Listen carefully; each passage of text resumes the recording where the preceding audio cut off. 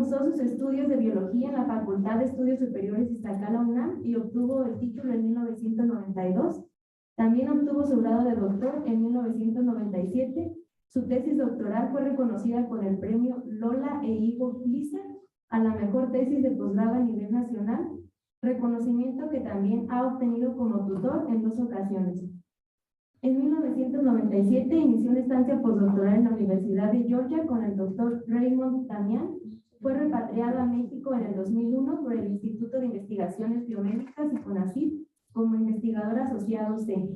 En el nivel de primas de desempeño académico ha llegado al nivel D por 3er periodo consecutivo. En el Sistema Nacional de Investigadores es nivel 3 por 3er periodo consecutivo también. Ha dado más de 110 conferencias sobre su área de especialización alrededor del mundo y es parte del comité editorial de más de 15 revistas internacionales civilizadas y editor en jefe en 2 de ellas.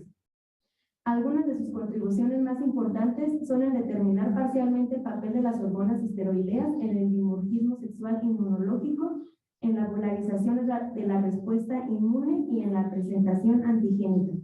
También ha hecho estudios muy relevantes en relación a cómo diversos estadios fisiológicos, como el ciclo estral, la edad, el sexo o el embarazo, afectan el funcionamiento del sistema inmunológico, endocrinológico y nervioso, y cuáles moléculas pudieran ser las determinantes en este contexto de red. Ha demostrado que el sistema nervioso central está involucrado en la regulación de la respuesta inmune a diversas enfermedades, y también ha comenzado a estudiar la contaminación ambiental, en específico los plastificantes y la enfermedad, tales como el cáncer, la obesidad y las infecciones parasitarias. El doctor Jorge Morales Montor es punta de lanza en México y en la UNAM, en el estudio de la contaminación, para poder mitigar la carga de contaminación y enfermedades crónico-degenerativas. Muchas gracias por acompañarnos, doctor. Puede comenzar con su presentación. No, muchas gracias a ustedes. Antes que nada, agradecer al doctor Francisco Bautista, a la doctora Ángeles Gallegos, quien ha estado en contacto con nosotros, por esta invitación y darme la oportunidad de platicarles un poco este asunto que ha sido y nos ocupa y nos preocupa desde hace un rato, ¿no?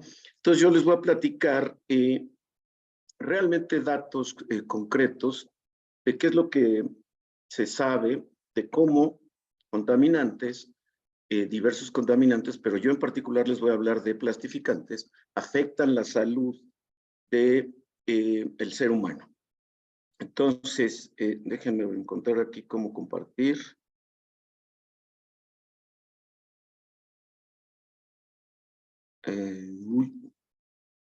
Share screen, ok. Entonces, no sé si todos ven. Listo, doctor Morales. Vemos su presentación, solo listo, ya quedó en pantalla completa. Puede continuar. Perfecto. Bueno, entonces, este asunto, contaminación ambiental y salud, lo abordamos en mi laboratorio del Departamento de Inmunología del Instituto de Investigaciones Biomédicas, acá en Ciudad Universitaria. Bueno, para empezar hay que decir que las cosas cambian. Desde que entró la edad industrial a la fecha, ha habido un pero gran avance en todo, la tecnología, ¿no? Ustedes pueden ver aquí cómo eran, por ejemplo, antes los check-in del aeropuerto, como es ahora, las televisiones, los teléfonos, el auto, los aeroplanos, todo ha cambiado y la tecnología ha evolucionado. Sin embargo, con esta evolución también ha venido un problema muy serio para todo el mundo. Y esta es la contaminación. La contaminación ambiental, que puede ser de 2 tipos.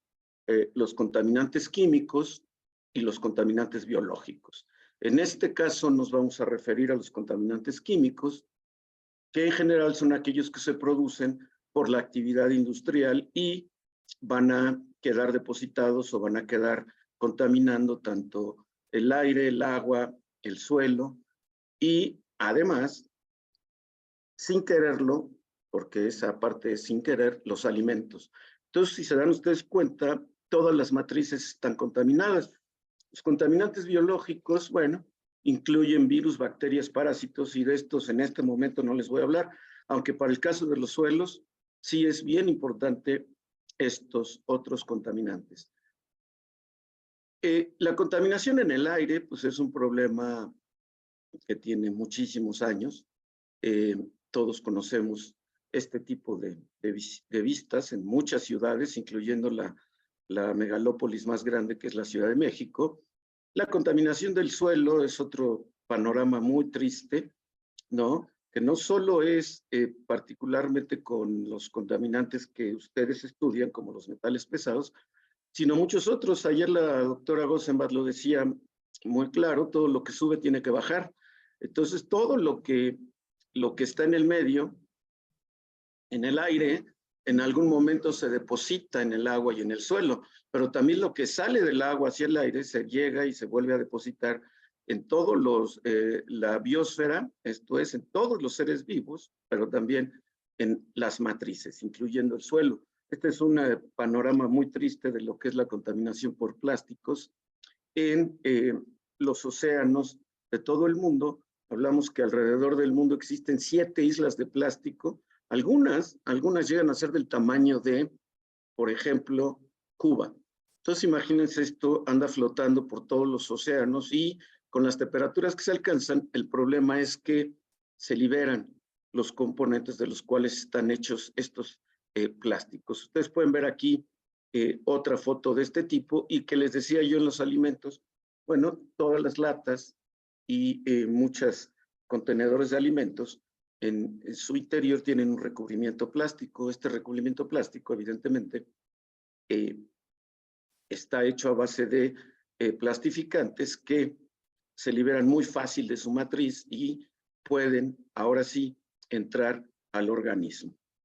En el aire, la fracción orgánica de las partículas, en general las partículas que se encuentran contaminando el aire, las dividen en 3, las PM por el peso molecular 1, las PM2.5 y las PM10.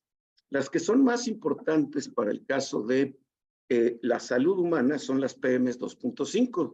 Aquí se encuentran todos los orgánicos y todos los inorgánicos, ¿no? Entre ellos, pues elementos traza, inclusive metales también, que no están aquí, pero se encuentran, los cuales por efecto de la lluvia caen y se depositan en el suelo. Entonces, todos estos componentes se encuentran en el suelo y no son componentes, digamos, normales del suelo. Pueden ustedes ver dentro de los orgánicos que están los HAPs, que son los hidrocarburos policíclicos aromáticos.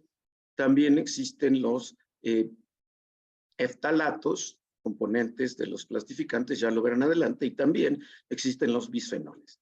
Entonces, este es uno de los problemas. Se ha visto y se conoce que a la salud impacta la exposición a estas partículas y se ha visto en estudios principalmente animales, muy pocos humanos, eso lo tengo que decir, que hay una afección o puede afectar Parkinson, Alzheimer, hay pérdida de neuronas, hay infarto. En el caso del infarto sí hay una cuestión un poco más clara en humanos porque puede haber partículas que se acumulen y entonces se induce literal un tapón en las arterias y por eso se produce, ¿no?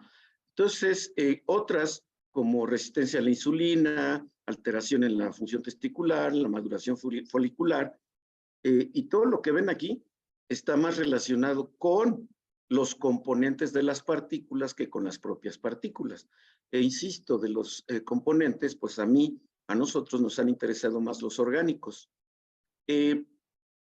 Otra vez, poniendo atención en la atmósfera, los contaminantes atmosféricos, los primarios, se emiten a la atmósfera por vehículos, industria, la quema de biomasa, erupciones volcánicas, actividades agrícolas, emisiones biogénicas, y los secundarios son aquellos que se forman en la atmósfera por procesos fotoquímicos, como el ozono, o procesos de oxidación, como los sulfatos, los cuales, otra vez vuelvo a decirlo, cuando viene la lluvia, pues regresan a el agua y al suelo. Y esto es lo que se conoce como lluvia ácida. Una vez que se formaron estos compuestos por la acción de la lluvia, llegan y se depositan. Pero dentro de los compuestos que a nosotros nos interesan, los orgánicos, están los eftalatos que se producen también en las fábricas productoras de plástico y los bisfenoles. Y estos caen, otra vez se depositan, no solo en las matrices, insisto, no solo en el suelo, sino también en los organismos. Y de hecho eso ha llamado mucho la atención porque ahora el concepto de una salud, que adelante se los voy a enseñar, resulta que es abordar el estudio de toda la enfermedad, no solo humana, sino animal y el ecosistema, para poder tener una mejor idea de qué es lo que está pasando. Entonces, este problema, pues, resulta que ya es uno de los principales focos en el mundo. Y la OMS, que es la Organización Mundial de la Salud, dio un informe en el 2018 donde dice que 17 millones de personas murieron. Fíjense bien, 1 de cada 8 del total de muertes en el mundo como consecuencia de la exposición a la contaminación atmosférica en aire, agua, suelos y alimentos. Esta conclusión duplicó las estimaciones anteriores y confirma que la contaminación constituye en la actualidad por sí sola el riesgo ambiental para la salud más importante del mundo. Un análisis reciente de todos los riesgos a la salud encontró que la contaminación por partículas en el aire, en los alimentos, y en los alimentos es un problema de salud pública mayor. Contribuye anualmente a más de 10.2 millones de muertes prematuras en el mundo y alrededor de 176 millones de años de vida saludable perdidos. Y les voy a decir, por ejemplo, ustedes me van a decir, bueno, en estos días, gracias a los avances médicos, se ha incrementado la expectativa de vida. Y antes, la expectativa de vida era alrededor de 65 años y en estos tiempos aumenta a 80. Pero hay una cosa que no se considera y es que gran parte de esa gente que llega a 80 años llega muy enferma. Enfermedades crónico-degenerativas que la pregunta es si estarán relacionados con la contaminación. Y les voy a hacer otra observación. Muchísima gente, pero muchísima, incluyendo la gente que estudia el aire, se ha encargado hasta la fecha de medir, ¿no? De medir, medir y medir. Y en ese sentido sí sabemos muchísimo de qué componentes existen, tanto en el aire como en el suelo, como en el agua. Sin embargo, las demostraciones directas de que esos componentes o algunos de esos componentes afectan la salud, realmente hay muy pocas. Esa es la razón por la cual, por ejemplo, en el caso del cáncer, la IARC, que es la Asociación Internacional de Investigación contra el Cáncer, no los considera como carcinogénicos.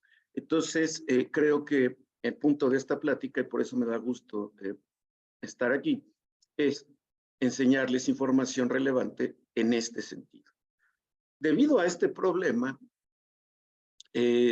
la ONU, la OMS, se preocuparon mucho y crearon un grupo que se llama la SDSN, que en inglés es el Sustainable Development Solution Network, que es una organización que se encargó de agrupar en 17 objetivos principales todos los problemas que tiene el mundo actualmente y que se agrupan aquí para poder ofrecer soluciones al futuro. Se espera que con estos objetivos de la SDCN se llegue al 2030 con el 30% de los objetivos cumplidos. Sin embargo, en muchos de estos, si no hay investigación al respecto, nos quedamos atrás. Lo que sí les puedo decir es que aquí en México la universidad, la UNAM, es el organismo que está a cargo de este programa y pues ofrece diferentes cosas para poder ustedes incluir proyectos que probablemente y posiblemente puedan ofrecer solución a alguno de estos problemas. Estos 17 objetivos, desafortunadamente, México está muy lejos de poder ofrecer soluciones para el 2030. Somos de los pocos países que nos estamos quedando muy atrás. Entonces, por eso el estudio de la contaminación es muy importante relacionándolo con salud, no solo humana, sino la salud en general. Entonces, nuestros proyectos contribuyen a la SDCN en los objetivos 3, 7, 9, 10, 11, 13 y 17. En particular, contribuirá a la información que genere ayuda para poder hacer políticas públicas para controlar enfermedades crónico-degenerativas, que es el problema más serio. Y estamos interesados, por supuesto, en los beneficios de salud, muertes prematuras, expectativa de vida, lo que cuesta la monetización de las poblaciones expuestas. Esto, por ejemplo, les puedo decir que el caso del cáncer es impresionante la cantidad de dinero que cuesta a un sistema de salud un paciente con cáncer. Entonces, imagínense con un incremento constante en los pacientes.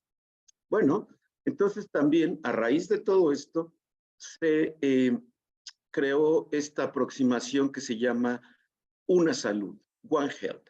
Esto es una manera de hacer investigación en la cual los investigadores están trabajando a nivel local, regional, nacional y a niveles globales con la meta de reconocer las interconexiones entre la gente, los animales, las plantas y, por supuesto, el ambiente.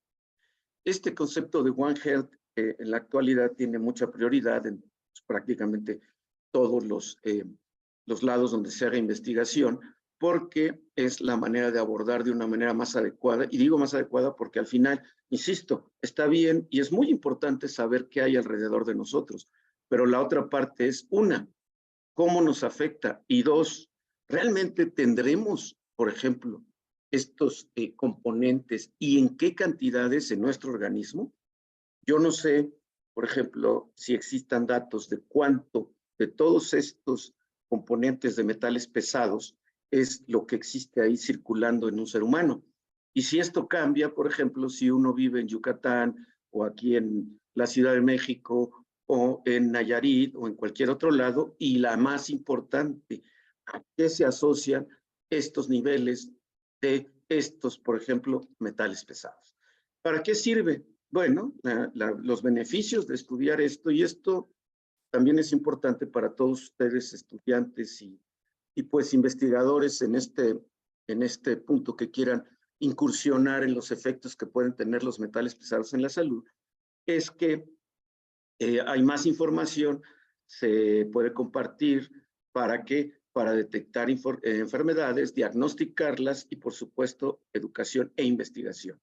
Sirve para prevenir la enfermedad, tanto infecciosa como crónica, y para el desarrollo de nuevas terapias y nuevas aproximaciones para desarrollar tratamientos.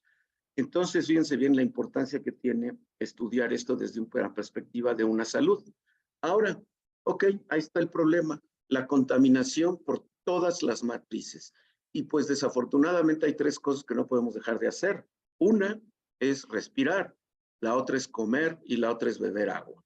Y todas estas matrices están contaminadas. Entonces, ¿cómo abordamos el problema?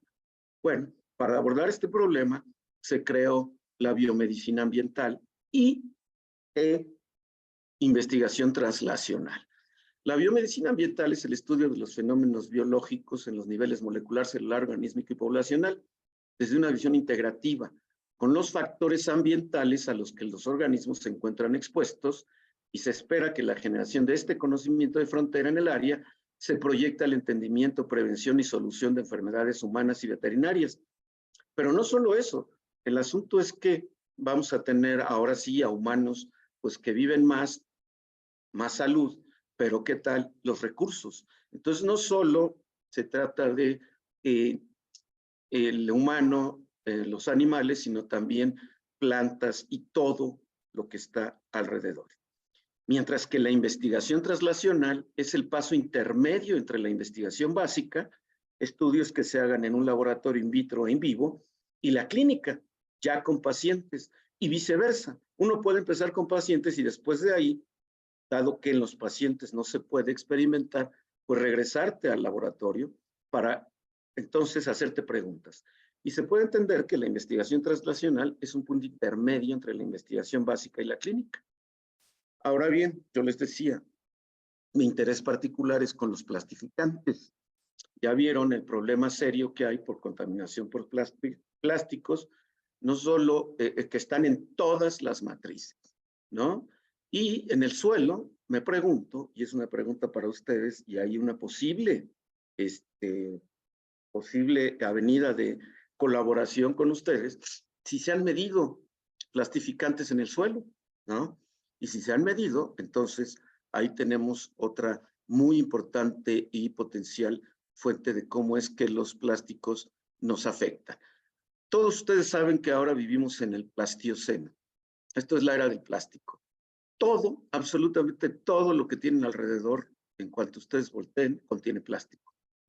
Y en estudios que hicieron unos investigadores alemanes que ellos midieron, al igual que nosotros, en el ser humano, en el suero, cuánto hay de plastificantes. Ellos midieron microplásticos. Se calcula que ingerimos el equivalente a una tarjeta de crédito en plástico en una semana. Imagínense. Entonces el problema es que en la biosfera el plástico es el contaminante más representado. Y este plástico puede ser el plástico, el microplástico o los plastificantes que se liberan de su matriz. Estos son los principales, aunque hay otros. El bisfenol A, sus derivados, ahora con este problema en muchos lugares en el mundo, en muchos países, hicieron o trataron de prohibir el bisfenol A o los envases hechos a partir de bisfenol A. Sin embargo, ellos decían que lo que no había era una clara demostración que el bisfenol A afecta a la salud. Entonces no los banearon, pero se encontraron diferentes componentes del bisfenol A. Se encontró el bisfenol S, el bisfenol F, el bisfenol D y sus derivados. Y el otro plastificante son los talatos, que aquí ustedes ven representados los más comunes. El problema, el bisfenol se utiliza para los plásticos duros y los talatos se utilizan para los plásticos blandos de un solo uso, pero no solo para eso, sino que también son por componentes importantes de fijadores, de manera que ustedes, nosotros, nos exponemos involuntariamente todos los días. Si les gusta bañarse, ponerse, por ejemplo, desodorantes y perfumes, maquillajes, pues están poniendo una dosis de talatos. Y tampoco en la literatura había datos de cómo es que los talatos y los bisfenoles directamente afectan a la salud.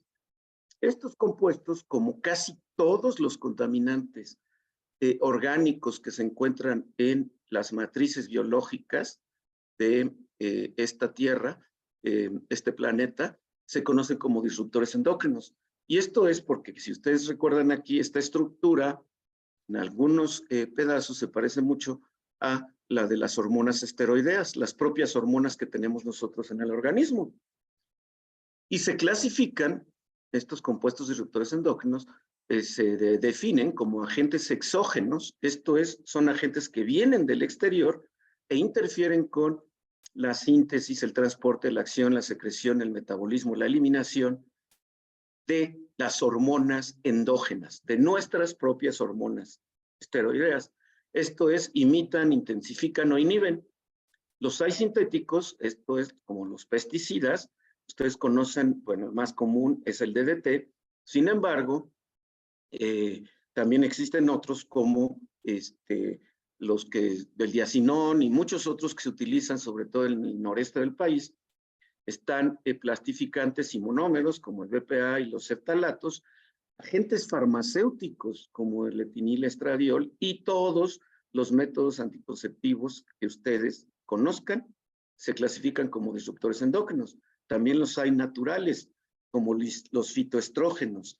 Esto es, si ustedes o algunos de ustedes son muy amantes de la comida vegetariana o son simplemente vegetarianos, están ingiriendo muchos fitoestrógenos.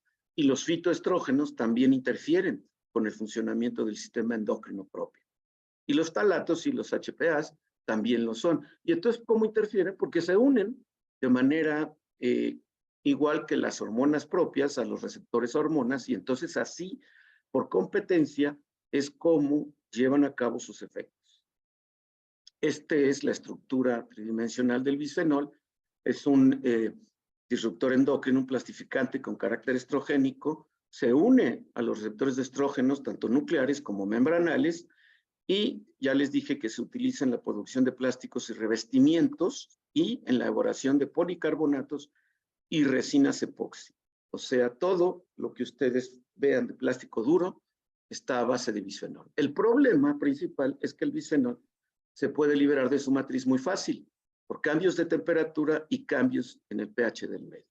Y ustedes, por ejemplo, piensen, el agua, sus envases de agua, que todos los días, o inclusive el agua que les llevan en garrafones a su casa, no traigo ahorita aquí una foto, pero ustedes pueden ver, por ejemplo, luego los camiones los traen ahí a la intemperie. Y en el transcurso del día las temperaturas cambian, pueden llegar a ser muy elevadas, hace mucho calor, y entonces se libera el bisfenol a de esos contenedores al agua. Y cuando ustedes ingieren su agüita, pues ingieren una cantidad de bisfenol. Se ha calculado ya, la FDA en los Estados Unidos y la EFTA en Europa, que por envase de alimentos, el consumo de bisfenol, fíjense bien, 0.185 microgramos por kilogramo por día en adulto, y en niños de 1 a 2 meses de 2.42. ¿Por qué niños más? Pues porque los niños, además de recibir la dosis que les da su mamá a través de la leche, también ustedes todos les damos biberones, en general de plástico, que calentamos con la leche del bebé adentro, y entonces le estamos proveyendo con una dosis de bisfenol extra a la que naturalmente ingiere, pero además ya nace también con concentraciones altas de bisfenol, porque el bisfenol, como es una molécula orgánica pequeña, atraviesa todas las barreras, la hematoencefálica, atraviesa el cordón umbilical, la barrera placentaria, y entonces llega al organismo, y el organismo además lo acumula. Es bioacumulable en todos los tejidos grasos. ¿Cómo nos exponemos a estos compuestos? Bueno, ya les decía yo, ingiriendo agua en los alimentos, pues al ingerir latas que tienen revestimientos de plástico. Y por ejemplo, ustedes no sabían este dato, se los doy.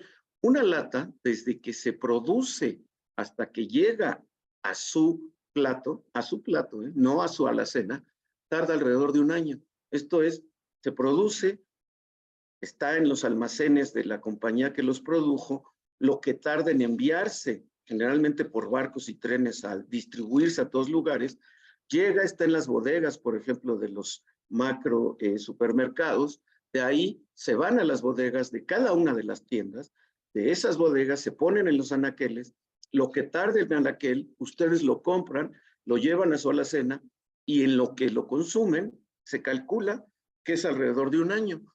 En ese año, evidentemente hay cambios de temperaturas, pero sobre todo el ambiente interior de estos alimentos está cambiando el pH y se está liberando. Y ya se ha calculado lo que tiene esta comida cuando ustedes la ponen en su mesa, y también es alrededor de 0.5 microgramos por miligramo de comida de bisfenol A. Y no solo nosotros estamos expuestos, también los animales que son de consumo humano, y los animales y las mascotas. Y el problema con mascotas es que las mascotas pueden transmitir lo que se conoce como zoonosis. Yo en esta presentación solamente les voy a dar un ejemplo de salud, que es el cáncer de mama. Sin embargo, también he trabajado con zoonosis, parásitos, y les voy a decir que es un problema la exposición de los perritos al bisfenol A. La migración del bisfenol A de recipientes de policarbonato, los famosos Tupperware que ustedes utilizan, y todos utilizamos, calentando nuestra comida en el horno de microondas, pues incrementamos la temperatura de manera brutal y se liberan 6.5 microgramos de bisfenol A por gramo de comida. En biberones, al calentarlos, también se da, y en contenedores líquidos también se da. Y este es el promedio que les digo, de 0.23 en botellas nuevas, 8.4 y 6.7. Esto es una barbaridad de bisfenol A que al final estamos ingiriendo. Y esto, evidentemente, es una cuestión que no estamos haciendo conscientemente. Entonces, por eso me da mucho gusto que me hayan invitado, porque a partir de ahora, supongo, van a adquirir una conciencia de lo peligroso que es estar ingiriendo estas concentraciones de bisfenol A. Con los perritos es exactamente lo mismo. Todo lo que ellos usan, mascotas y perros callejeros, son plásticos. Y como les decía yo, pasan la barrera hematoencefálica, pasan el cordón umbilical, y llega, y el organismo ya desde estas etapas está siendo expuesto al bisfenol A. ¿Y cómo es que esta exposición, por ejemplo, de las mamás afecta a los hijos. Bueno, es muy simple y esto se explica a través de la epigenética. ¿Qué quiere decir esto? Las influencias ambientales puede afectar cómo se expresan diferentes genes y va a dar diferentes fenotipos, inclusive en gemelos idénticos. Entonces, la epigenética es muy importante y por eso, en la actualidad, también se estudia periodos críticos del desarrollo. Se conoce que estas moléculas pueden unirse al DNA y pueden afectar la expresión de genes que en la vida adulta van a controlar muchas de las funciones biológicas, incluyendo principalmente al sistema que nos defiende contra todo, que es el sistema inmunitario. Entonces, hay diferentes etapas de desarrollo de un organismo. La etapa perinatal, la etapa fetal comprende el compromiso y diferenciación de la mayoría de los organismos, de los tejidos. Hay gran plasticidad celular. La neonatal, diferenciación de tejidos específicos, plasticidad celular, solamente ya en algunas estirpes, y por supuesto el sistema inmunológico. Y la etapa prepuberal, donde ya maduran los órganos, hay plasticidad celular, sobre todo en los tejidos que son dependientes de hormonas, y el sistema inmunológico. Y como ustedes ven, en todas estas tres etapas, sí hay una influencia de agentes exógenos como los bisfenoles, se va a afectar la función que al final se va a ver reflejada en enfermedad en la etapa adulta. Sobre todo porque estos compuestos afectan, como les decía yo, al sistema que nos defiende y que además tiene que ver finalmente con todo, porque el sistema inmunitario no solo se encarga de defendernos, sino también regula de manera importante el funcionamiento del sistema endocrino y el funcionamiento del sistema inmunológico. Entonces, BPA y los talatos afectan de esta manera, como ven en esta diapositiva, el sistema inmunitario. Entonces, ¿cómo es que se da ahora sí este efecto de los plastificantes en cáncer de mama? No les voy a hablar de los detalles del cáncer de mama porque pues esto ya es muy específico para gente involucrada en el tema. Sin embargo, les voy a decir cuáles son los factores. Todos los factores que ven ustedes aquí son para todas las enfermedades. Todas las enfermedades tienen estos factores de riesgo. Sin embargo, en el cáncer de mama es muy importante porque la exposición a exohormonas, esto es, anticonceptivos orales y de otras maneras. ¿Cuáles otras maneras? Pues ya los decía yo, todo lo que ustedes ingieren, por ejemplo, en exceso, los fitoestrógenos o los bisfenoles, van a afectar, y el ambiente. Pero siempre les ponen esto como un factor de riesgo. Pero ¿quién les dice qué del ambiente? ¿Qué del ambiente? Bueno, ustedes saben, van a decir, bueno, metales pesados. Ok, metales pesados, pero también plastificantes, y en particular los bisfenoles. En eso estábamos cuando llegó esta niña de doctorado, que ahora trabaja en el INER, en el Instituto Nacional de Enfermedades Respiratorias, para retar el paradigma. Nosotros, no había demostraciones en la literatura de que efectivamente en un estado crítico del desarrollo, la exposición a este contaminante tuviera efectos en el funcionamiento del sistema inmunitario que se vieran reflejados en el desarrollo del cáncer o de tumores mamarios y sobre todo en la fisiopatología de la enfermedad, que es la metástasis en el estado adulto.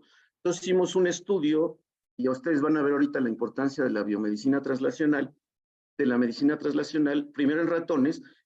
Agarramos un periodo crítico del desarrollo, fueron el día 3, le inyectamos una dosis única de bisfenol a este organismo, lo dejamos que llegara a la vida adulta, le indujimos tumores mamarios y luego estudiamos toda la estructura del tumor. No les voy a dar todos los datos, solo los más importantes, y determinamos cuál era el efecto del bisfenol A. La primera y más importante, el bisfenol A induce un incremento en el peso de los tumores cuando el animal tuvo bisfenol A en la etapa neonatal.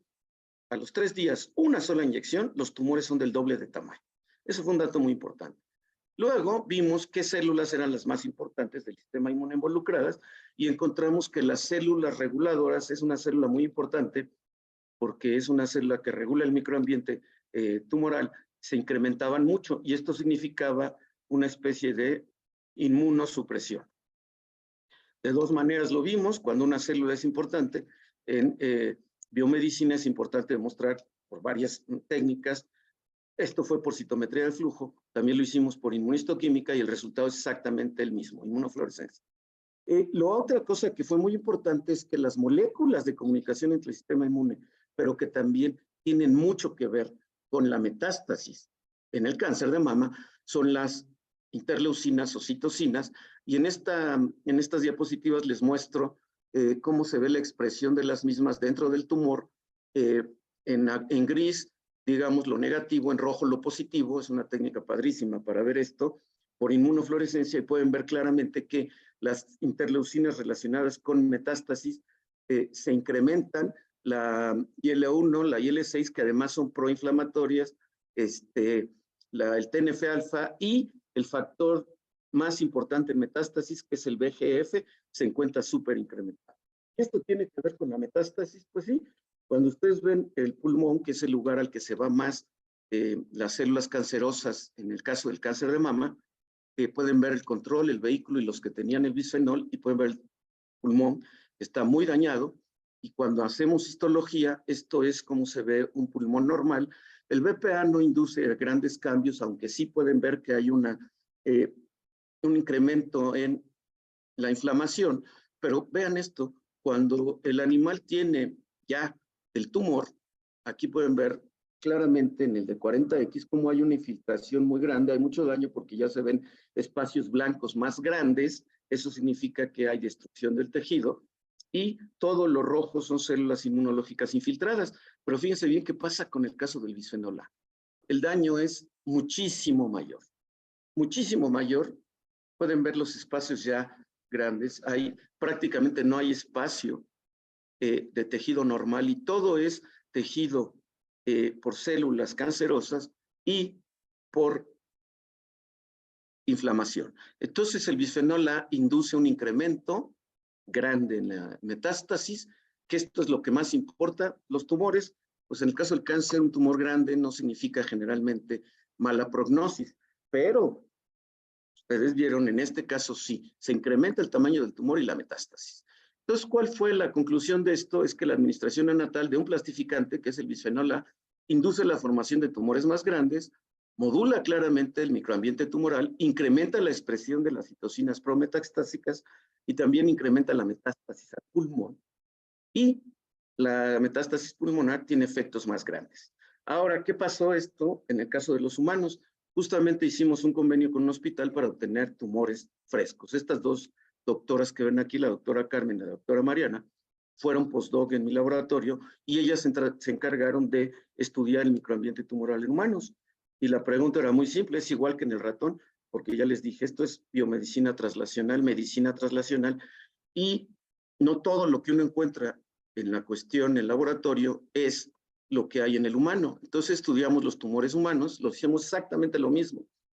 Por citometría de flujo, vimos todas las poblaciones involucradas, y un estudio grandísimo y carísimo, se los voy a resumir en esta diapositiva.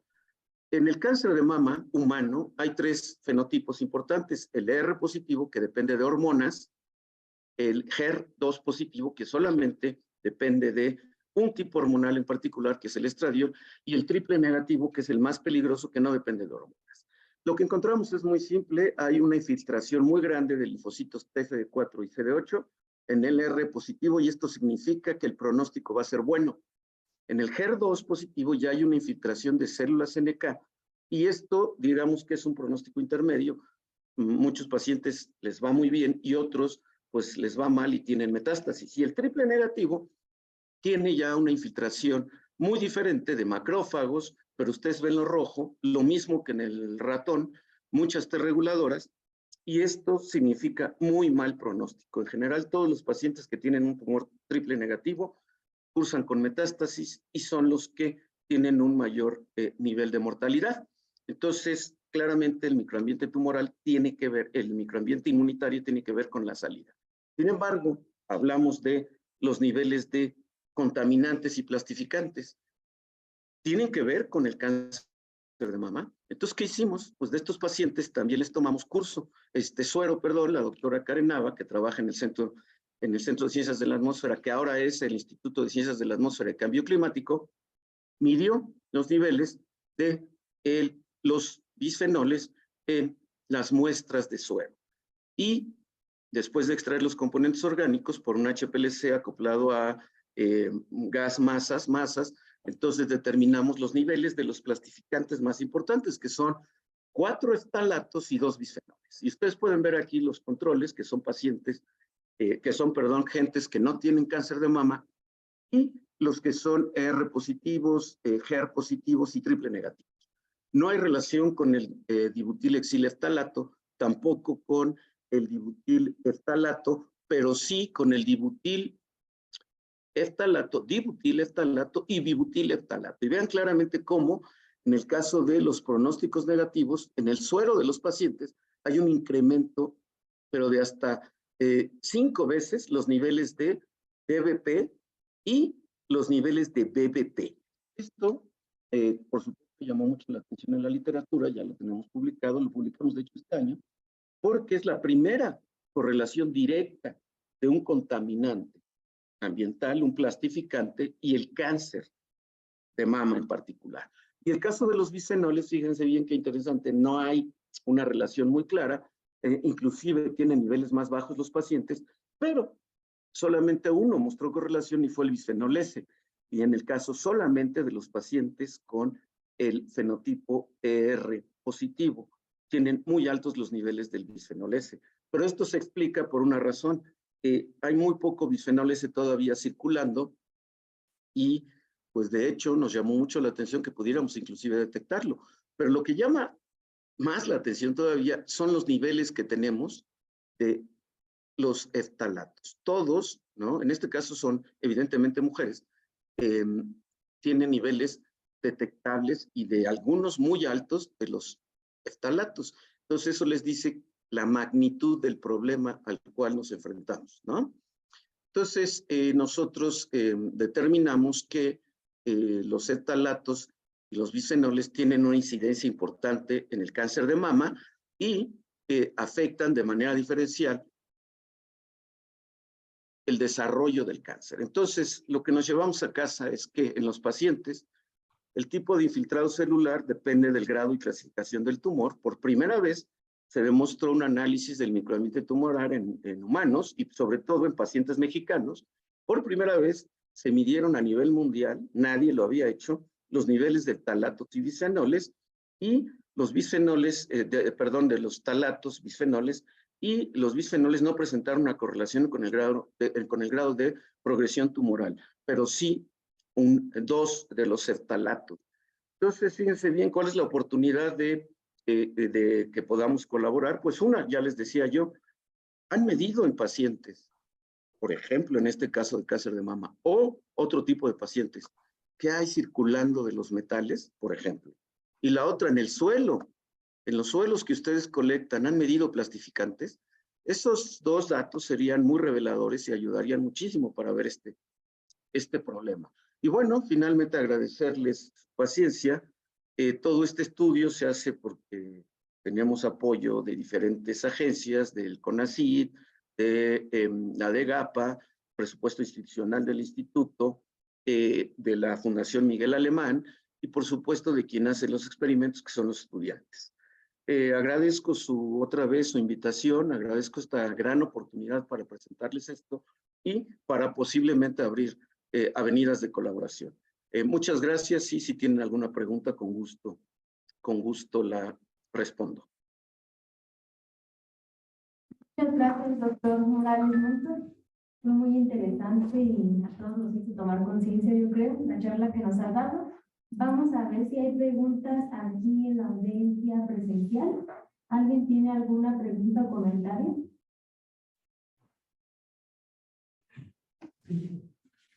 Bueno, Adelante, doctor Bautista. bien, más que pregunta, es un comentario. Primero agradecerle al doctor Morales, nos da un poco de tiempo, nos espante mucho, porque a veces es necesario para tomar acciones de investigación, que sí, con los plásticos ya habíamos pensado, ahí tenemos muestras de 14 ciudades, y bueno, pues después de escucharlo, no queda más que irse al laboratorio a extraer los microplásticos. Gracias, doctor, y felicidades por su presentación. No, de hecho, efectivamente, esa es una cosa. Yo con gusto te paso la técnica para extraer los componentes orgánicos del suelo y Y bueno, si tú haces eso, acá las medimos, ¿no? O si ustedes tienen el mismo equipo, pues con gusto también te doy la técnica para que se midan. Y la otra es que nosotros, ese es lo valioso de esta colaboración que yo tengo con hospitales para obtener pacientes con cáncer, por ejemplo, pero no solo eso, también tengo pacientes con depresión. Recién acabamos de publicar un artículo donde la depresión mayor está correlacionada con los niveles también de microplásticos de estos componentes en el suero. Tengo pacientes con depresión, puedo conseguir con muchas enfermedades respiratorias, lo que se te ocurra. Y se puede medir, por supuesto, ahí, en estas muestras, pues, todos los componentes que ustedes miden para también hacer esas correlaciones, porque te apuesto que se van a encontrar cosas que ni siquiera se habían pensado que pudieran tener, y realmente se van a hacer correlaciones reales con alguna enfermedad, porque te digo, estoy muy claro y aprecio muchísimo el esfuerzo que hacen de medir qué hay en el suelo, qué hay en el aire, qué hay aquí, qué hay allá. Pero en este punto creo que lo que importa muchísimo es ver cómo, y sí, lo tenemos dentro, ¿no? Porque si no, ¿cómo relacionamos con enfermedades? Entonces, claro, por supuesto, está ya puesto para una mega colaboración, que precisamente así es como se avanza a nivel mundial, ¿eh? Todos, si tú ves, yo acabo de revisar varios proyectos de agencias internacionales y veo los consorcios, son impresionantes, ¿no? China, Alemania, Estados Unidos, Inglaterra, con especialistas en diferentes áreas. Y nosotros aquí avanzando en nuestro laboratorito solitos, ¿no? O con algún otro colaborador por ahí que se quiere unir. Pero ya empezar a colaborar entre grupos completamente diferentes con otros, pues otras capacidades, pues nos va a hacer avanzar mucho más, y sobre todo en estos tiempos que el dinero, el maldito dinero escasea, pues aprovecharlo de manera integral, ¿no? Entonces, claro, estoy pues, súper abierto para poder empezar a hacer este tipo de estudios ahora con esta visión que ustedes tienen. Pues nosotros estamos encantados de colaborar con usted, con la doctora González, con la doctora Patricia Quintana. Ya les estaremos. Claro, digo yo, desafortunadamente te digo que maldito COVID, ¿no? Por eso no pude ir, porque a mí me encantaba ir a verlos y platicar con algunas gentes en concreto que ya me habían contactado, ¿no? Pero bueno, desafortunadamente ya no pude ir, no puedo andar contaminando gente, pero así no hay problema, pronto nos podremos comunicar y ver sobre todo. Ese es el asunto, ¿no? Ok, gracias. ¿Alguien en la sala? ¿Alguna pregunta entre los participantes virtuales? No vemos manitas levantadas. Hola, si me permiten. Doctor Morales, es pregunta por curiosidad. Sí, claro. Dentro del estudio que han hecho con todo esto de las ratas y luego con la parte humana, no sé si han hecho o tienen curiosidad con respecto a hacer el estudio a nivel celular. No sé si han encontrado algo o pretenden hacer algo.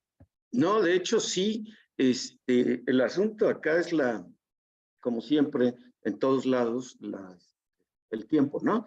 Pero sí tenemos, por supuesto, ya estudios muy claros en células humanas y también en la célula carcinogénica del ratoncito, donde vemos que es cómo afecta a nivel celular, a nivel molecular, todo el patrón proteómico de un tipo celular en particular, y tenemos células humanas de cáncer de mama triple positivo, triple negativo, y de HER positivo nada más, y tenemos ya lo que se conoce como el interactoma. Esto lo tenemos publicado también en Environmental Research, y vemos cómo estos compuestos directamente afectan completamente el patrón de expresión de todas las proteínas de estas células.